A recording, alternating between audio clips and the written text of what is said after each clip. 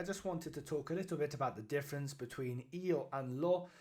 Sometimes these can be quite easily confused, and it's less of an understanding Italian thing and more of just a how text is displayed on modern screens thing. This isn't something I expected to kind of be an issue, but it does come up, and I can understand it now from a learner's perspective why this might be confusing, especially if you're learning Italian. Maybe you've covered io a lot earlier than you've covered lo. But let's just basically have a look at some examples. So if we take the sentence, io lo vedo. Okay, again, here, main problem is that these two things look very, very similar. Again, so notice, just through my teaching with students that people do get these confused.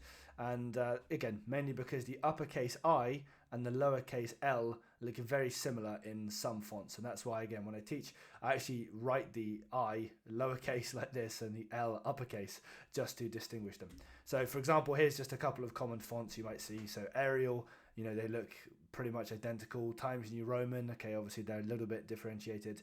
Aptos, the default Microsoft font, they do look different than that one, which is good. And Open Sans, a very common web font, has them basically identical.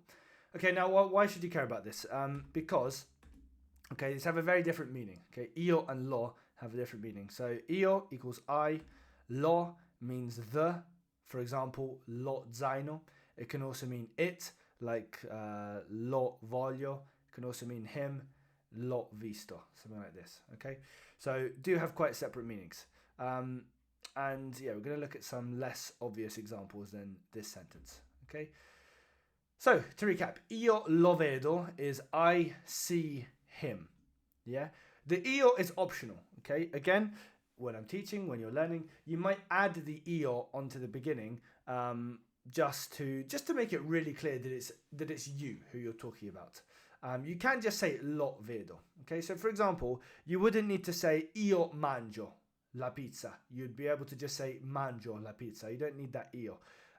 Again, you can use it if you really want to differentiate that it is you, or as I say in the beginning, when you're learning Italian, it could be helpful to have that on there. Okay.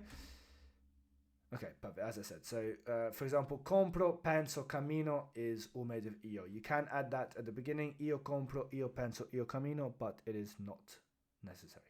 So let's have a look. Let me just move myself out of the way here. Let's have a look at something like this. Domani, something, vedo a Roma. Now, I'd say just hold your horses. If you're, a complete beginner, you might look at this and you might think, okay, vedo. Vedo means I see, okay? So this must be io. It must be domani io vedo a Roma, That, again, tends to be a very common type of mistake I see, but, just slow down for a second. You might think that this is obviously io, yeah? Because io vedo, you've been taught that, yeah? And this might be the kind of process for you to go through. But would this really make sense? Tomorrow I see in Rome. Vedo already tells us I see. So we don't kind of need to repeat that. The reason I've written this in a different font is, again, just so we don't run into the problem that we've, spent this whole video talking about. So vedo is I see, lo is him. So this is actually going to say, tomorrow, him I see in Rome, which obviously in, not literal translation would mean tomorrow I'll see him in Rome. Domani lo vedo a Roma. Okay, let's have a look at another example. Non something capisco bene. Which one do you think this is? Do you think this is non io capisco bene or non lo capisco bene? Okay, I'll give you a second to think. Again, thought process. You might say that capisco is the io version, but we're actually saying I don't understand it. Yeah? Io wouldn't make sense. Let's go back, sorry. Io non io capisco bene. Okay, you can have a sentence, by the way, io non capisco bene. I don't understand very well. If you wanted to really emphasize that it was io doing it, it's fine to just say non capisco bene or something like this. Yeah, but non lo capisco bene. I don't understand it very well, or I don't understand him very well. Okay, couple of general tips, just say think about whether it really makes sense. Where this tends to be most problematic is if we're doing a reading section, for example, like a slightly longer paragraph or a section of a book, something like this, where maybe we're just trying to focus on what all the other words mean and you just see this word and you think, this is io, I know this one. whereas it could actually be lo. Okay, hopefully the font will just be good in whatever you're reading, and the I and the L will look very different. But just remember, it's it versus him versus I.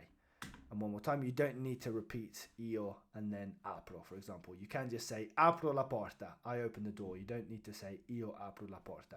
You can, but you don't need to. Okay, good luck out there. Thank you so much for watching this video, and I will see you very soon.